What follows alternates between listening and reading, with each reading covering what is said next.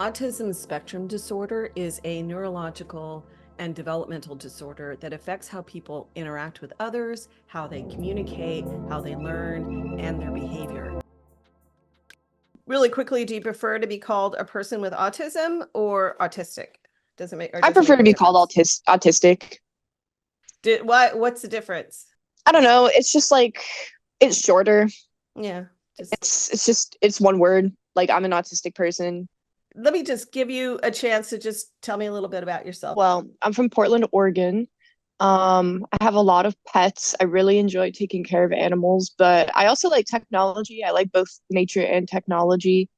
Um, I have chickens, I have a couple dogs, I have a cat, I have two leopard geckos, and I have a snake. So I definitely have like the entire animal kingdom in my household. I work at a pet daycare, and I am interested in majoring in software engineering. So yeah, that's kind of where I'm at right now. Tell me about how you recognized that you were autistic. What was the process where you found out or you were told? When I was like 16 years old, I started thinking about it more because I was diagnosed with ADHD when I was 7 years old, which would have been before the DSM-5 came out. I think it had just come out the next year after that. So I already always knew that I was neurodivergent, but autism was something I started thinking about in high school a lot more because elementary school, I didn't typically have very many social issues, but definitely as I got older, the social aspects started to become more and more difficult for me to sort of just like vibe with, and it became harder to get along with people. And I'm not really sure why, because I did have friends in high school. I did have friends in high school, but I found that it was a lot harder for me to make friends than it was when I was younger. Because I was in a small class in elementary school, like less than 30 kids. So we all knew each other very well because we advanced with each grade together. But as I got into middle school, we started being put in more it was more splintered off. It was more splintered off. So I would have classes with a bunch of different people, and it made it harder to like get to know people, I would say. But it was something that a lot of other kids didn't really have trouble with. And I connect with people over the stuff I'm interested in. Like my special interests are what really connect me to other people. Like if I meet someone and we're into the same band that I have a special interest in or something, like it makes it a lot easier for me to talk to them. Like the social aspect a lot was what first sort of like tipped me off to maybe something is Mhm. different. So what did you do? Did you like go to your parents and say, "Hey, I think there's something going on here," or did you talk to Yeah, somebody? pretty much. And my doctor as well. And then I was eventually referred to a specialist and I got diagnosed like 3 days before my 18th birthday. Oh, wow. Yeah. So, I'm just going to put a disclaimer here for anyone listening and for you too, that I hmm don't know a lot about autism, so I may ask questions hmm that are like ridiculous or wrong or so please No, correct me, it's fine. It's fine. Yeah. But what is the test for autism? Like, how do you test it? How does your doctor say, okay, you've been diagnosed with it? It really depends, I feel like, on the psychiatrist who's doing it. But what I and some other people I've seen online mention is this frog book. It's this picture book with frogs, and they're like flying through the sky on like lily pads and stuff, and they're flying through this little town at night. It's very cute. I really like it. But I guess it's used as a test because it's sort of an interpretive story, I think. So Uh, it was like written and illustrated to be an interpretive story. So I think that's partially why it's used as a test to see like what the person being tested, how they react to it in the moment, and what they like, how they applied their thoughts to it. And then also, I remember when I was a very very young kid, we had these testing with blocks and like sort of I guess like kinetic like building blocks and stuff like that with Velcro on them. It was something about that. And they would tell you to like build a certain thing or um yeah, they would tell you to like build a certain thing, I remember. And they would Yeah, that was one of the things. There Hmm. were like these little blocks with Velcro on them, basically in kindergarten that we were tested with, but they never followed up in that area. So I guess when I was a little kid, it just didn't, it manifested differently as I got older, my autism. Yeah, for sure. I can imagine. Like when you're little, yeah, it just presents differently. How would you define autism? Like your personal definition. What does it mean to you? What do you mean? Does it Like my mean, experience with it? well, if somebody said, what is autism? How would you Hmm. describe it? I would probably describe it as it's easy to say like because I feel like a lot of people know like the basis of what autism is and like how people with autism can often be like monotonous or the opposite, complete opposite of monotonous. So I feel like the easiest way to describe it is that it's a spectrum, um, which I know you'll hear a lot of people say, but it feels like that is the easiest way to describe it because autism a lot of the time I feel like manifests in completely opposite symptoms. Like some kids will be nonverbal or some kids will be so like overly verbal. So it's sort of hard to like give a direct answer of what autism is, like for me at least. Because I Yeah. feel like if I had like a more medical brain, I probably could. But I think of it as just like I don't know, a spectrum of social divergence, basically, social and mental. I've heard many times, and tell me how you feel about this, that, if you're neurodivergent, you're actually like the next evolutionary step. Like you're the human beings that we're evolving towards because you're so smart and so able to, focus on certain things really well. I would say I don't necessarily agree with that because I feel like for some people with autism, that's definitely true. Like there's a lot of rapid growth in certain academic categories for a lot of young autistic children. But then there's the children who don't grow in any of those categories. And I feel like special interests are like one of something that I feel like is very universal in many autism cases. So special interest, I feel like, connect everybody on the spectrum in a way. So you might have this kid that's specially interested in something that maybe isn't academically, I guess, in demand. If, for example, there's a lot of completely nonverbal, non-social people who go on to do like amazing things in engineering and stuff like that. But or but you can have someone on the opposite end who's not academically um inclined at all, but they're incredibly like empathetic.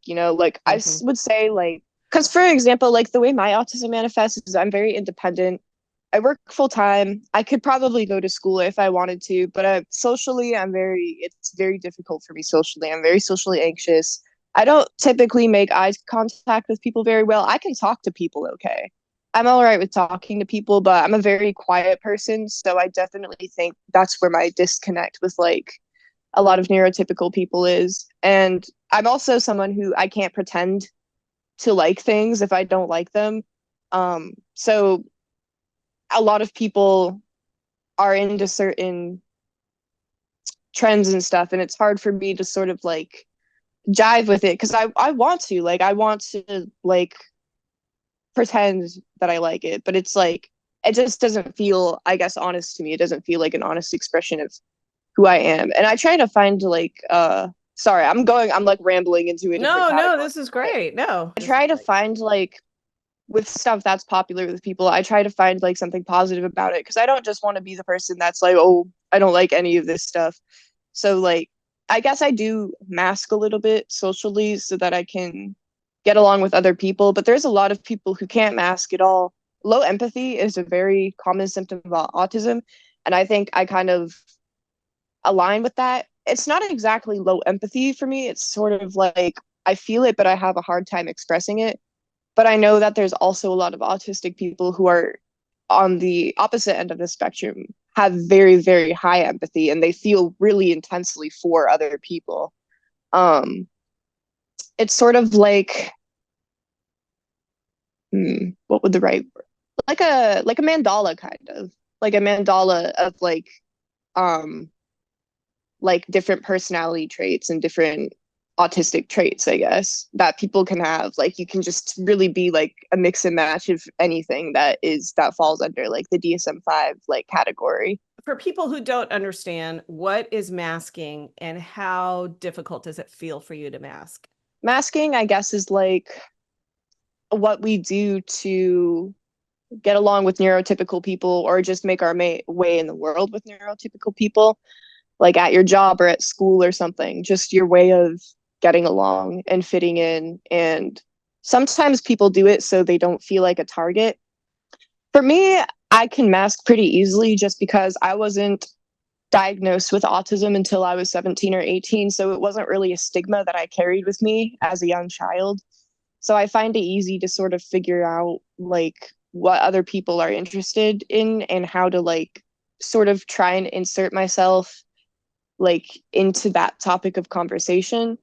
But honestly, even though I do mask myself, I would encourage people to unmask and just be themselves authentically, because I think you're going to find like the people who like you most and who you like most by being that authentic like self of yours. One of the biggest things in autism compared to ADHD is that autistic people have sensory issues much worse than people with ADHD, I think. Like sensory issues are something very universal, I would say, when it comes to autism. Can you describe a sensory issue like tags on your clothes get to you, or things Oh, like that? yes, absolutely. Tags bother me so much. Like that's definitely one of my biggest things. I'm not a fan of tags. And I work in a concrete building with fluorescent lights, and that's not exactly fun for me either. I love to get home and turn off all my lights and take a nap because it's just like it takes a lot of um it takes a big toll on you when you're there for a very long time and the lights are beaming down on you like these bright white lights. Also, I know a lot of people have sensory issues with sound, which I personally don't have at all. But loud noises I know can like there's some people who will start crying if they hear a particularly loud noise because it's very like frightening for them. Yeah. Stuff like that. So kind of a way to understand autism that I'm getting is that the things that people who are not neurodivergent do, or who are neurotypical do, it's just easy, you don't even think about it. But there's so many things in your day that take a Mm-hmm. lot of energy and a lot of thought and a lot of pushing through to Yeah. get through it. That's a lot. I mean, it sounds like a lot of mental and emotional energy has to be expended on things that for other people are like, what's the big deal? Like at work when I have to talk to people, I find it draining. I don't necessarily find it difficult, but at the end of the day, all of the talking to my coworkers combined feels like very draining when I get home from work. And it's not that I don't like to be around people, it's just that I prefer listening, but in a workplace you do sort of have to communicate.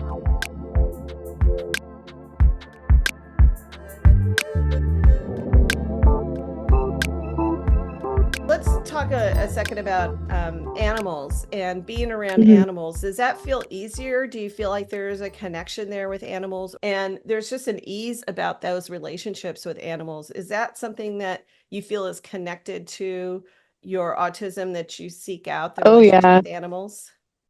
I definitely do because a lot of autistic people, because we have trouble with social cues and just the wording of even phrases. Sometimes like someone will say one thing but they mean another thing. Animals rarely, if ever, they don't really do that. Animals communicate what they need and what they mean as soon as they need it and mean it. Yeah. um their body language says everything you need to know about them, and the way that they bark at you and the way that they look at you, it's like animals are just very straightforward, whereas human beings were typically animals are complicated too, but human beings were complicated in our own subtle way. Like Yeah. just human nature is it's a lot more, it branches off a lot more than animals. I think it's easier for us to communicate with animals because we know what they need, and animals typically aren't also they're not very vengeful most of the time. Right. Animals are they have big egos and they want what they want, and but they're never gonna like dogs, especially dogs are never gonna just like abandon you most of the time unless you're horrible to them. Dogs are Right. very loyal. So animals are also very loyal. Stick relationships, I feel like sometimes if we don't feel comfortable or safe in that relationship, like we suspect that something's up, like maybe they secretly are against us for whatever reason. Autistic relationships can be tumultuous sometimes. And I wouldn't say always. I wouldn't say always for sure, but like I said, humans are just more complicated than animals. So I think Yeah. it's like it's a safe place for like interaction. Like you can interact with this other creature that's alive and loves you without feeling like there's a million subtle nuances that you have to be looking for every time you do this. Yeah. Oh my God.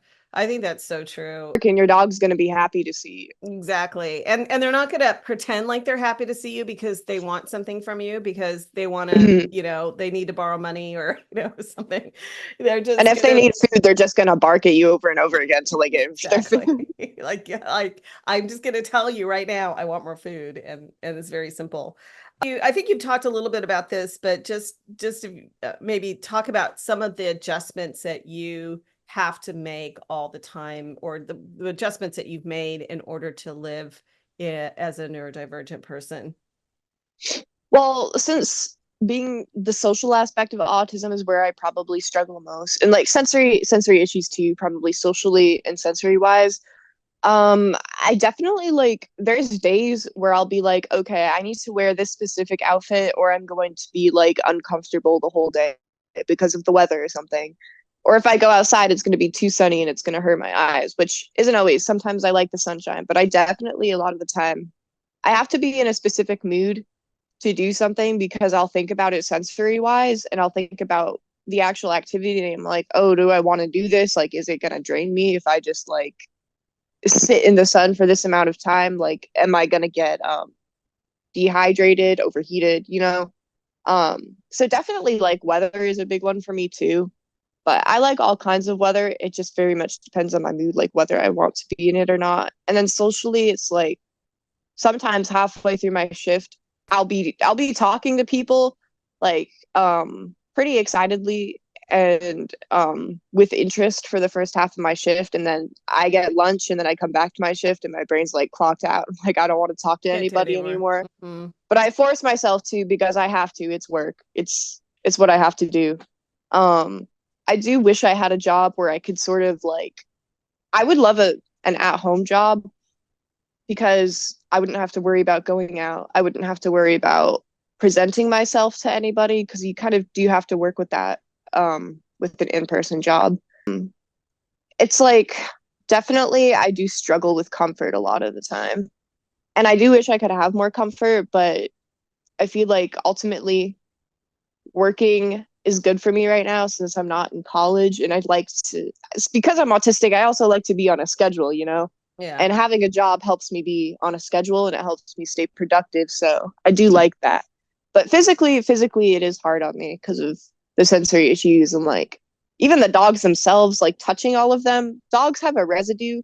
So if you touch a bunch of them all shift, you feel sort of grime on your hands halfway through. So I'm always washing my hands when I'm there because I'm like, this feels gross. Hmm. But I love them, so I put up with it. So it sounds like a lot of the adjustments you're making is that you have to really think ahead. What am I going to experience, and can I handle it today? And is, Yeah, definitely. yeah, that's a lot. I Um, used to get in trouble for calling out of work a lot because I would get migraines. So migraines are also very common in people with autism, and I get them a lot. Um, so I used to call out all the time because of them because I knew the lights at work would just like I would not be able to handle it. so what do you do when you have migraine? At this point, I've been just preparing by taking medication. Like if I can feel it coming on, like even the slightest bit, I will go upstairs and immediately take meds because I just don't want to risk it anymore. Yeah, So you it's just, more of preparation now. Like I got them for years and I still get them, but I know how to manage them better these days. is there any other medication that you have to take that helps with any of the autism symptoms? Is that something that happens? Typically, you don't take medication for autism unless you are. There's a lot of people with really high anxiety who do. Mm. I'm definitely an anxious person, but I don't think I'm at the point where I have to take medication for it. I did take medication for ADHD, but right now I'm not on any meds. I mostly just take it for migraines when I have really Got bad it. like sensory days. Are there any benefits to being on the spectrum? Yeah, I would honestly say that with my special interests, I get intensely focused on them. So if I'm interested in something, I can learn a lot in a very short amount of time just because I'm interested in it. And I can't think of anything else except for that thing, which can also be, it can be a benefit and, and it can be difficult because at the same time, I'll be so focused on that one thing that I can't focus on anything else. So I learn a lot, but I also avoid a lot. So it's like a double-edged sword, I guess. Yeah. But that's commonly what I think of when I think of someone who's autistic, that they're really able to hyper focus and learn stuff so well. Oh yeah. Like I'll stay up all night just on like archive websites of like 80s concerts and stuff like that, looking through every single photo, trying to find the thing that I'm trying to find because I don't know, if I like a certain member or if I like a certain song, I want to find information about that stuff, as much information as I can. And I love reading too. Yeah. So it's So if I get really into a book, I just can't put it down sometimes. wow. Who has helped you the most, or what's some advice that you've been given that you feel like is really powerful advice? Advice wise, I don't really think I've been given much advice like relating to autism, to be honest. Like I've sort of had to figure out stuff myself. My dad has ADHD, so he is neurodivergent. But neither of my parents have autism, so it's been something that wasn't like exactly expected when I grew up. So advice wise, I haven't had much advice before. Um, but I do like figuring things out for myself because I think it helps me like improve as a person and do the things that I want to do. But when it comes to who helped me growing up, I had a teacher in high school who helped me do my math final so I could graduate. And I probably shouldn't, her name is Heidi. I won't say her last name, but her name is Heidi. So Heidi was very nice. And she helped me do all of my math stuff because in high school I was terrible at math. I just couldn't do it. I couldn't focus on it, which is weird because now that I'm a little bit older, I keep thinking about it like, oh, I want to go into software engineering. And math actually isn't that bad. But in high school, when they were forcing me to do things that I didn't want to do because I didn't know why I had to do them in my brain, like it just didn't make sense to me. It was something that I fought a lot. But she helped me, Heidi helped me get all of my math stuff done so I could actually graduate and get my diploma and go on to like actually be able to go to community college and stuff like that to do what I really want to do. So I I must thank her for her patience because I was kind of annoying in high school. I'm very stubborn. Um, and I can see why people would have difficulty with that. So I very much appreciate her patience and helping me get through just like that specific class. My parents have always been pretty supportive as well. Can you define, or can you personally tell the difference between that's my ADHD and that's my autism? Most of the time, yeah. Um, like even though I have autism and I tend to hyper focus on stuff, I also have really bad focus in other areas. It's very hard for me to stick with one thing at a time. Like some people can sit down and say, I'm going to do a painting today and do that painting for hours at a time, hours and hours at a time. And I'll be like thinking in my head, I want to do this painting or I want to do this drawing. And I do genuinely want to do it, but I just can't. Like, I just can't focus on doing it. So it's like they're kind of at war with each other sometimes. And I feel like a lot of people think that ADHD is just like autism light, but sometimes they have completely different symptoms that do clash with each other. So the ADHD is more, I have I have interests in lots of different things and I want to pop over from one thing to another. And then the autism is the desire to be hyper focused on something. I would say for me it Yeah. is for sure. At least Yeah. that's how I experience it. And ADHD, like I said before, one of the major things is a lot of people with ADHD don't have any sensory issues at all. Mm, Whereas with autism, like sensory issues and having them is definitely like a main thing. that's a biggie. Okay, that makes sense. Um, are there people in the media, like movies or cartoons or TV shows that you can relate to that are kind of like helpful to you as a, like, oh, I see that person is like me? Oh, for sure. I have multiple, but probably like the most well known would be Ripley from Alien, Ellen Ripley from Alien. Um, I always felt that the way that she interacted with the other characters and her short temper, for sure, I kind of have a short temper, and she's very stubborn and she likes to figure things out. I found like as a character, have always been things that I've related to. And Was she known she's to be not an autistic character? I don't think she's necessarily like known to be. I feel like if aliens started trending again for whatever reason, like I could definitely see that being a talking point. But because it hasn't been popular in a while and autism is starting to gain more awareness in like the past couple of years, it hasn't been something I've seen a lot, but I could definitely see it like being a talking point, you know? Yeah. It wasn't something that was written into the story at all either, I don't think.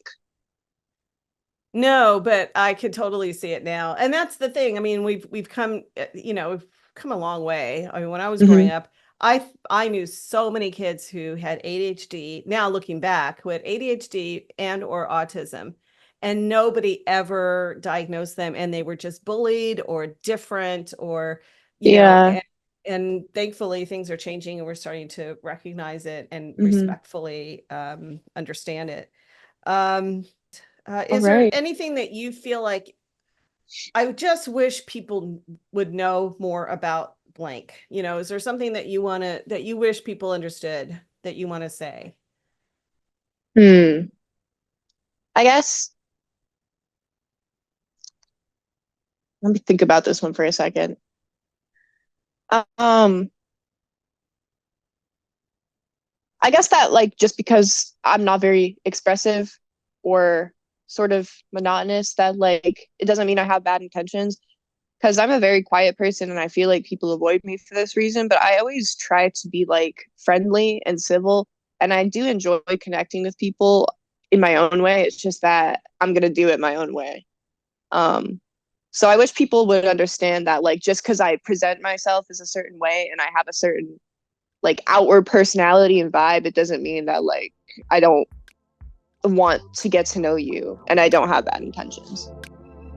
So in other words, don't take your affect personally. Don't take the way that you're presenting yourself personally. Yeah, like just be open. Just be Be open. open. Yeah, that's a good way of putting it. Thank you for watching and listening, depending on where you're getting this podcast. Our YouTube channel is bbgtv.org.